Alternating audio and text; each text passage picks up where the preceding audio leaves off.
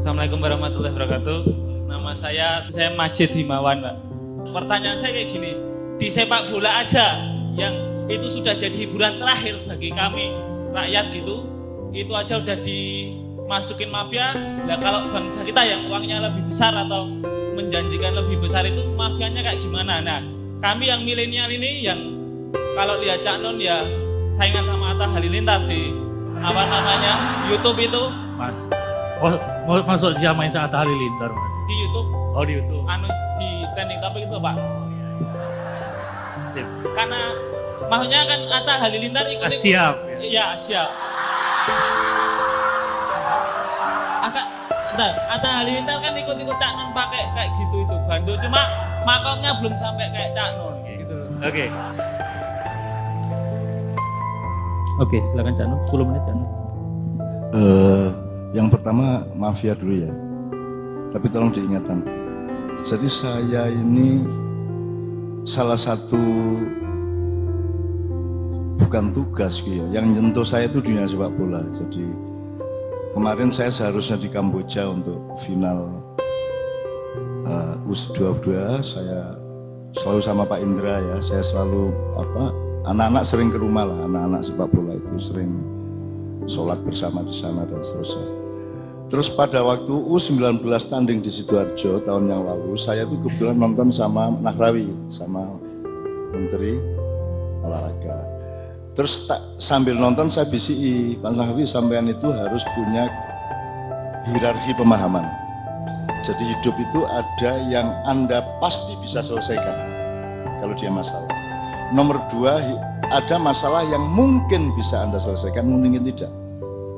Nah yang ketiga, masalah yang tidak mungkin Anda selesaikan, tidak mungkin Anda berantas. Jadi manajemen Anda harus berdasarkan hierarki ini. Jadi jangan ngoyak habis-habisan kepada yang mustahil Anda selesaikan.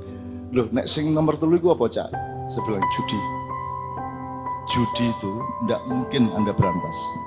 Nah, yang disebut mafia adalah salah satu metode atau atmosfer perjudian terhadap sesuatu urusan apa sepak bola, apa pilpres atau apa-apa. Dan mafia itu kan metodologinya. Judi ini tidak bisa hilang karena hidup ini sendiri adalah judi dalam tanda petik sifatnya. Yang di sini ada takdir, di sini ada judi.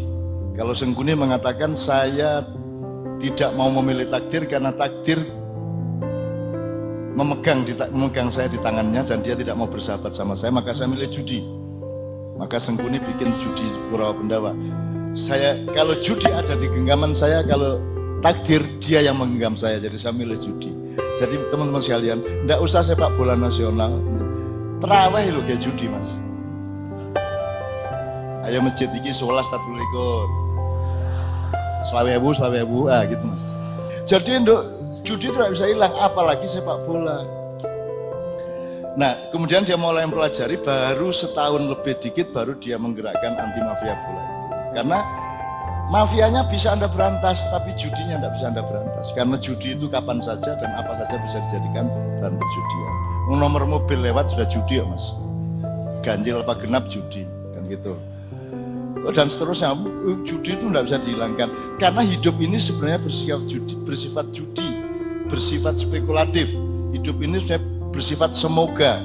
Kalau judi dalam arti positif itu namanya semoga, la'allakum, la'allana dan seterusnya. Kalau yang negatif berarti judi. Nah, teman-teman sekalian, termasuk saya itu berjudi. Dalam arti gini, berjudi kepada Allah. Dulu tidak ada orang jilbaban Mas Pak Haidar.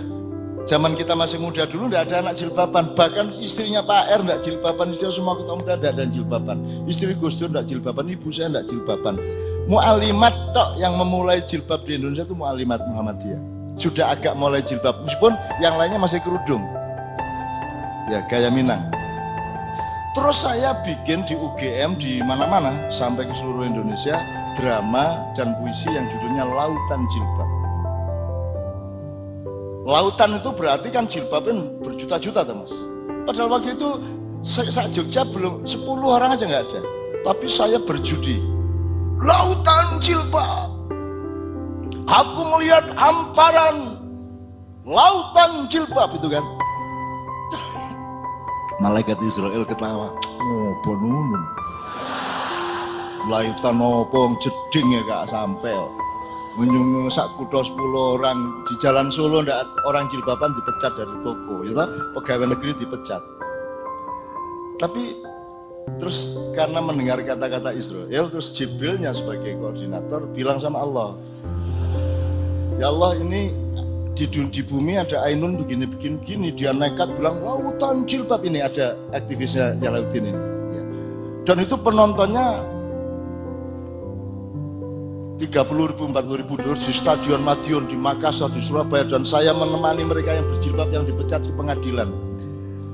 Terus Tuhan bilang gini, Bril, kalau Ainun sudah terlanjur ngomong jilbab, terus ternyata nggak tercapai, yang pakai jilbab cuma 3-4 orang, 10-20 orang kan, berarti kan kasihan Ainun. Dia sudah terlanjur ngomong lautan ya, Bril.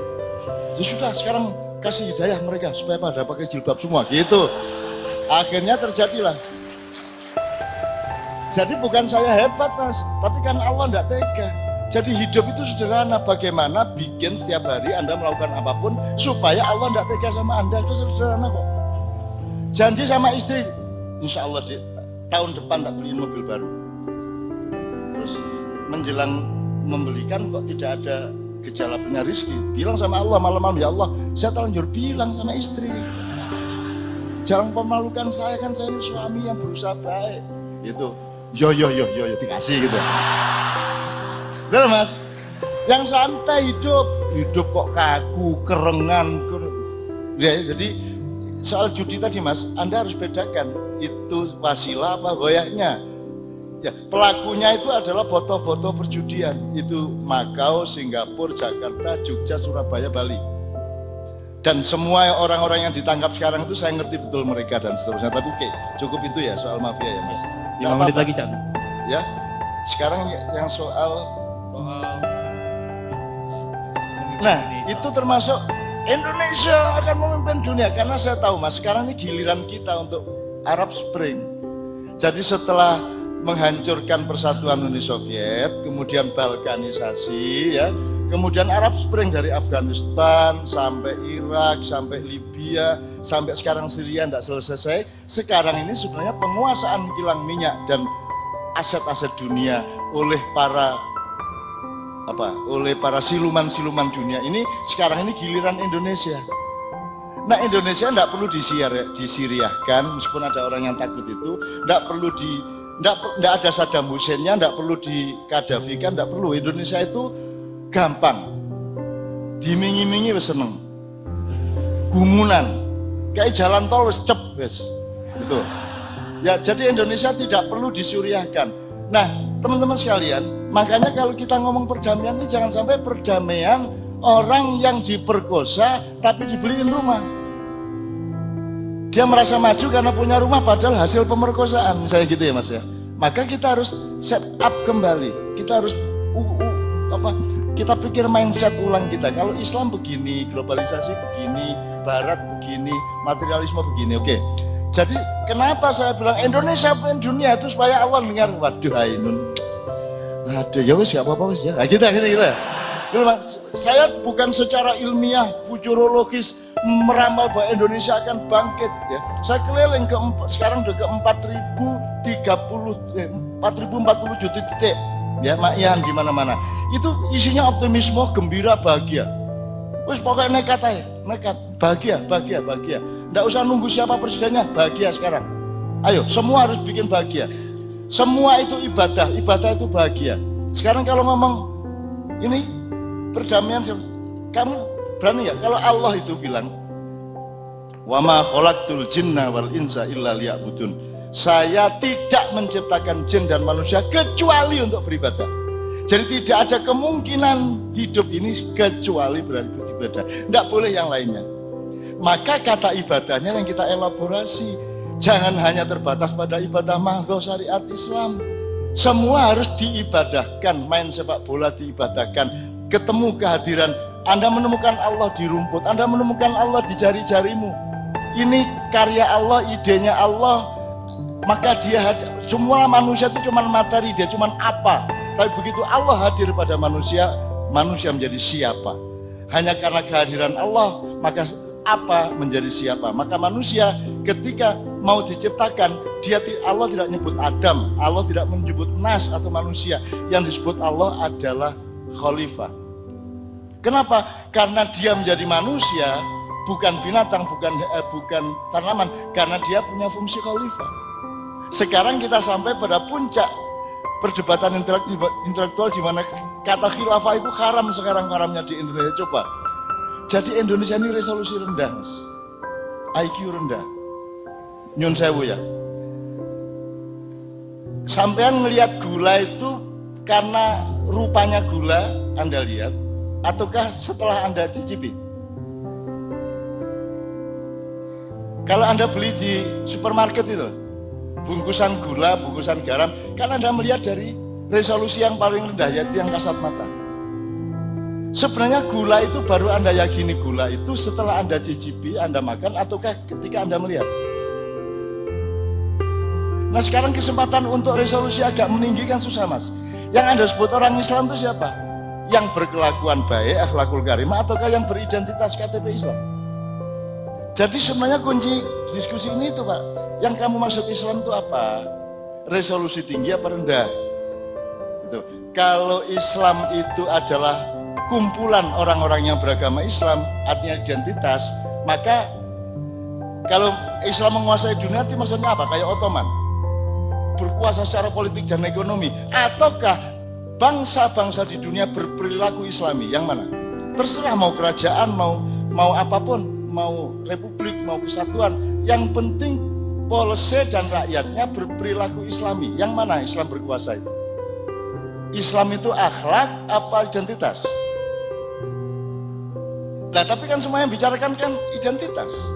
Kebangkitan Islam di dunia identitas para dokter, bukan akhlak. Kalau akhlak Swedia sudah lebih akhlakul karimah daripada kita sekarang, apalagi dibanding Arab Saudi. Kan gitu.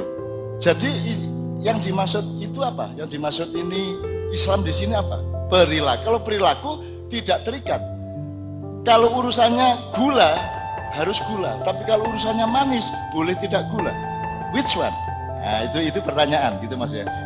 Jadi Islam Anda tidak mungkin bisa menguasai Islam 100%. Anda menafsirkan semampumu, silmi tadi itu, terus tafsirmu itu kamu wujudkan menjadi Muhammadiyah. Kamu batasi untuk pendidikan dan dakwah, itu jadi Muhammadiyah. Kalau tafsir yang lain, ijtihad yang lain jadi NO. Atau sebelumnya ada Hanafiyah, Syafi'iyah, Malikiyah dan seterusnya. Jadi tafsir ijtihad dan ada rumus dalam Islam, hasil ijtihad tidak bisa dibatalkan oleh ijtihad yang lain. Jadi NO tidak bisa membatalkan Muhammadiyah, Muhammadiyah tidak bisa membatalkan NO. Nah, setiap orang boleh berijtihad dan boleh bikin ormas sendiri. Boleh bikin madhab sendiri. Jadi saya itu ngelak. Kok meng NO Muhammadiyah atau ada MTS, ayo tambah meneh. Jadi jumlah tafsir itu seharusnya sejumlah orang yang memeluk Islam. Kalau jumlahnya 1 miliar, ada 1 miliar tafsir. Asal otentik dan bertadabbur yang baik. Makanya saya senang di Muhammadiyah itu ada yang ngerokok haram, ada yang ngerokok halal. Senang saya kalau Muhammadiyah Syafi'iyah tidak boleh ngerokok karena Pak Syafi'i tidak rokok. Tapi kalau Muhammadiyah Malikiyah, wah gini. Jadi saya untuk Muhammadiyah saya nyun sewu sub madhab saya Malikiyah. Malikiyah karena Pak Malik Fajar ngerokok tidak habis-habis melebihi saya. Gitu. Dan ini saya nikmati aja semua. Ada juga nih anak-anak muda madhab golek sing penak gitu. Mas saya tanya, yang bilang wudhu itu harus ngusap gini itu siapa? Kalau Anda butuhkan ya, wajah, tangan, kepala, rambut, kaki kan gitu. Di Quran cuma 4 itu. Terus sama Imam Syafi'i ditambahi 2. 1 niat, terakhir tertib urut. Al-Quran cuma bilang mengusap. Siapa yang bilang 3 kali? Nah itu madhab namanya. Jona isop yang telu. Nah Imam Syafi'i mas mengusap rambut itu sehelai sudah sah. Jadi Anda kalau ikut Imam Syafi'i wudhunya asik. Set terus tik. Nah gitu. Wah enak banget itu. Gitu Mas ya, sorry saya tambah begini-begini, saya mohon maaf supaya Anda encer. Ke depan itu harus encer, resolusi Anda harus tinggi dan temukan Islam yang sejati sebagaimana yang dibawa oleh Rasulullah SAW, bukan Islam Muawiyah, bukan Islam yang macam-macam sejudulnya yang Anda pikir itu Islamnya Rasulullah, bukan. Yang kita cari sekarang adalah Islamnya Muhammad SAW. Assalamualaikum warahmatullahi wabarakatuh.